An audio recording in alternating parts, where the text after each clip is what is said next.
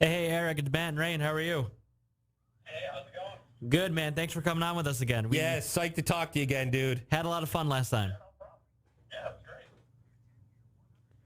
So how's the missus? She's good. She's better than she was, but still really sore. Well, hopefully she's back to doing well and gets back on TV soon, man. Yeah, she'll be on soon enough. If it was up to her, she'd probably already be on. And that's why they have doctors.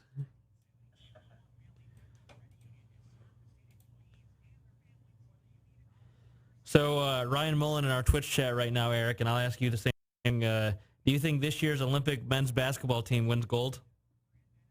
Yeah, sure. Yeah. I think you go with chalk in these kind of tournaments, right? And, Yeah. They're winning more often than they're not. Yeah, for sure. Ryan thinks they're going to be lucky to win bronze. Interesting. KD's playing, right? Yeah, that's correct. Who's taking him out? I got the roster. Oh, you know what? I had the whole roster ahead in the other room, but I can Google in a minute. Coming up. They got the best player in the world. That'd be cool. I'm just going to ask you about the misses off the top, just because you put it out on social media, okay? Yeah. Cool. Here we go.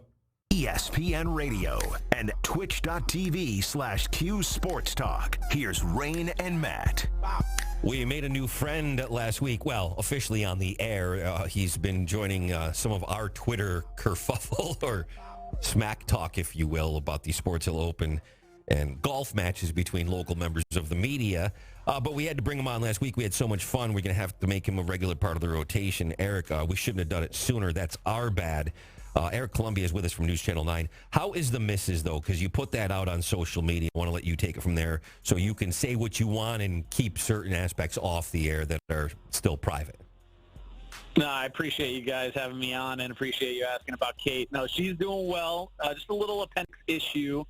Nothing too serious. They caught it early, and she'll be on before you know it. It's either by the end of the week or latest, it'll be next week. But she's recuperating at home. We just got to let our 5-month-old baby girl know that she can't always be held all the time by mom. I think you could pick up the slack, though. There's nothing wrong with holding the youngin', right? I like how you said it's no big deal with the appendix. Because if it was us guys, we would have been on the couch for like 2 months straight. Yeah, no, that's true. But I mean, that's straight out of appendix, not a big deal. They were saying like pre-COVID they weren't even doing the surgery because they didn't want people in the hospital. But since it's almost pretty much post-COVID, they're like, let's just take that sucker out. So that's what they did. I'm glad they got that out of there. Eric Columbia is with us to talk some Syracuse basketball. Now that we took care of the personal stuff, we got a new recruit committed, Justin Taylor. He's going to basically step in and take over for Buddy Boeheim. Said it just kind of felt right. He got some offers from some other schools. I mean, think about this. He's from Charlottesville, Virginia, which is the home base of Dave Matthews Band, by the way, for those that don't know, which makes me happy. Some political discourse and Virginia. And you know what? He said, I'm going to Syracuse anyways. He's not just a shooter. There's much more to his game. I think that they've gotten themselves a great recruit. He's top 60 consensus, class of 2022. We already know 2022 is looking really good. Tell us a little bit more from your perspective. Well, people that I talk to and, friend of your show, Matthew Gutierrez, who I just had on my podcast, Yeah. you can find on localswire.com. There's a shameless plug. Yep. He was on my pod, and he was ranting and raving about this guy, Justin Taylor.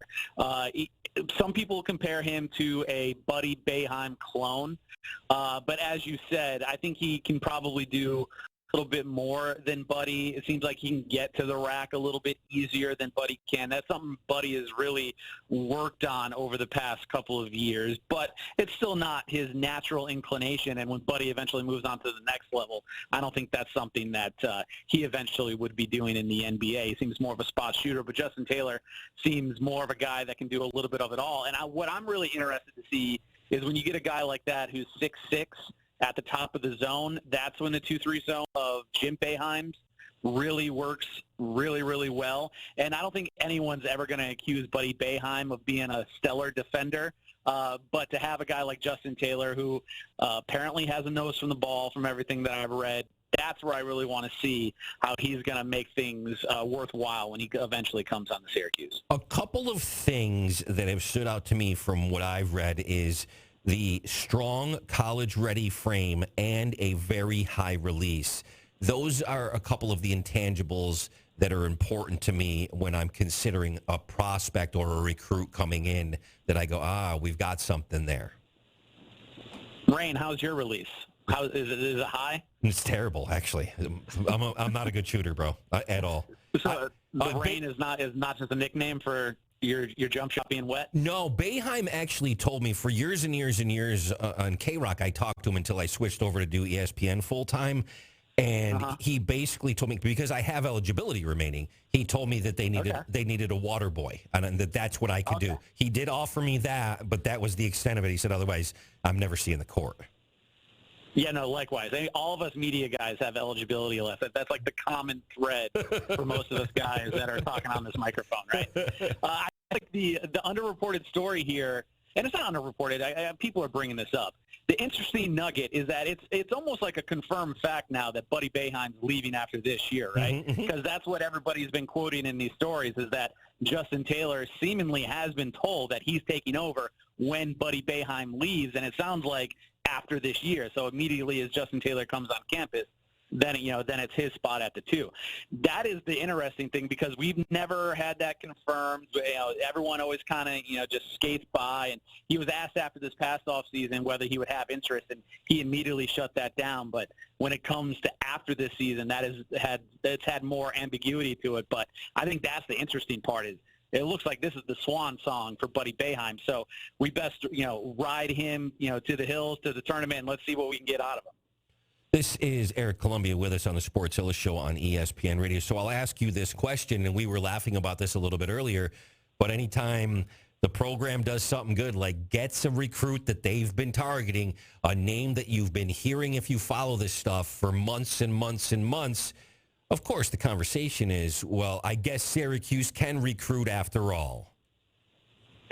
Yeah. That's like a bit of like a it's a double-edged sword, right? Because they have recruited in the past. And since the sanctions have come on, that obviously took a big hit with the Syracuse program. As soon as I came into this market, that's as soon as the sanctions hit. And they had trouble landing those guys who were those top-tier players right after those sanctions hit. Now, basically, they don't have that excuse, and much to their credit, because I don't know if I necessarily bought it when they used that as an excuse, is how much it hurt the program. They're actually getting these top 100 guys. And when you add guys like Kamari Lands and Benny Williams, maybe Filipowski, or you can get Copeland coming on, these are names now attached to the program who see a future wearing orange. And that's something you didn't see a few years ago. So you have this talent coming in. Let's see now what they do with it, because it's not like they haven't had guys of a certain skill level before, but now there's no more excuses. It's time to put up or shut up. You brought up our guy Matthew Gutierrez with The Athletic. You had him on your podcast. Tell everybody where to find that again. It's at localsyr.com. And in our podcast, the SportsZilla Show podcast, we talked to him last week. We've got him on again later this week. But he also just popped a fresh tweet out there. Read it to him. Syracuse will host Indiana this year for basketball, and it'll be part of the ACC Big Ten Challenge. And what's the record? They've won 5 straight against the Indiana Hoosiers. 87. 87. I still hate Indiana because of 87. The teams last met in 2013. That's a me problem. But, Erik, that's a nice addition to the CUSA schedule. Yeah, 1987, I was 2. That was a long time ago. I was 14, and it ripped my heart out when I watched that game. I remember it like it was yesterday. Yeah, we've got to move on because I don't want to get saddened in my feelings right now. Listen. But, that's Indiana. They beat them in the first year of the ACC Big Ten Challenge when they joined the ACC, though. The ACC Big Ten Challenge has not been great to them. I've been to almost every single one of these games with the exception of a couple. It's always a tricky game. So even though Indiana's down, don't necessarily mark it up as a W for SU this fall. Erik Columbia with News Channel 9 on the SportsZilla show, ESPN Radio. Last thing we want to ask you about today, I want to give you a minute or two to talk about this. Dino Babers, of course, was written about by Nate Mink at Syracuse.com. It's nice to bring Syracuse football back into the conversation. It's about a month or so until practice gets underway. And for me, I'm sure for you and everybody else, really the big issue is, and there are many when you're 1-10, but quarterback. Where does this settle out? You've got 5 guys. It seems like it's going to be Tommy versus Garrett Schrader, the transfer in from Mississippi State. Nate quoted Dino as saying, one's got legs to be reckoned with, and the other one, DeVito, has quieted his feet. What is your take on this quarterback battle going in? So, and much remains to be seen in this scenario, right? But I'm actually surprised he's used that outward of a critique of Tommy DeVito and talking about his happy feet, because in the media for years we've questioned whether all of these sacks that the offensive line has given up, and don't get me wrong, the offensive line has been putrid. It has been god-awful. Yes. But not everything bad that has happened on the offense has been offensive line related.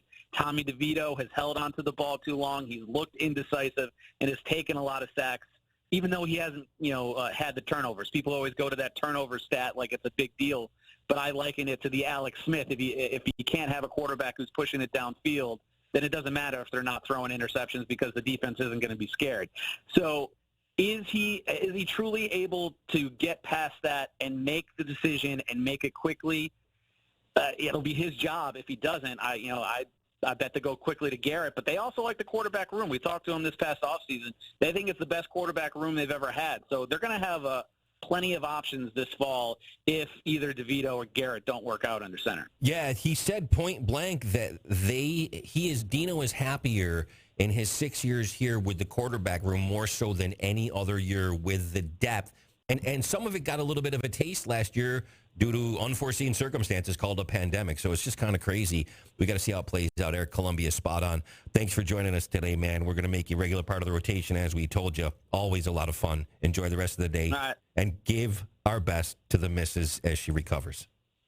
Thanks for having me on, guys, and Rain, work on that jumper, okay? Done deal, man. I will do. We'll do for sure. You're Killing Me Smalls is up next on ESPN Radio. Got a couple of grievances there.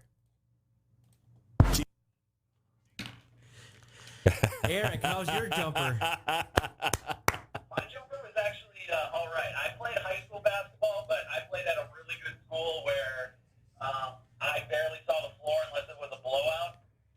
So, my key move, my best thing was, just holding the towel up and spinning it above my head. There you go.